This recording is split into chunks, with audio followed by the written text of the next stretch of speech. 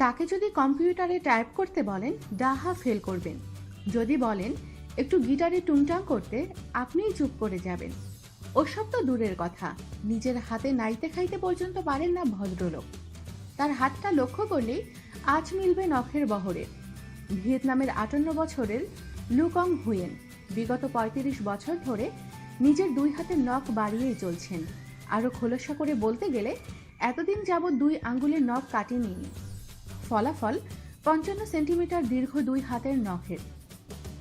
পাড়াপড়শি তাকে ভূতের নখদারি বলে ঠাট্টা করে থাকেন, তবে এসবে কিছু যায় আসে না তার। বৃষ্টি থেকে বাথরুমের শাওয়ার এসবের কাছে যাওয়ার আগেই সাধের নখগুলো প্লাস্টিকে ভালোভাবে মুড়ে নেন। স্নানই করেন কদাচিৎ, কেননা তিনি খুব ভালো করেই জানেন একটু ভিজে গেলেই নখেদের আয়ু কমতে বাধ্য। পেশায় লু কং হুয়েন একজন রাজমিস্ত্রি, একই সঙ্গে বাড়িঘরও রং করে থাকেন। তার স্ত্রী নিউয়েন থিথুয়ান তো বেজায় চটেছেন হুয়েনের উপর। ভালোবাসার পাত্রের শখ আহ্লাদ মেটাতে গিয়ে চামচে করে খাইয়ে অবধি দিতে হয় স্বামীকে।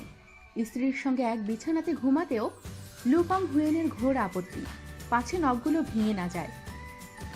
সব থেকে তিতি বিরক্ত হন যখন রোজ রোজ স্বামীকে জামা কাপড়ে পরিয়ে দিতে হয়।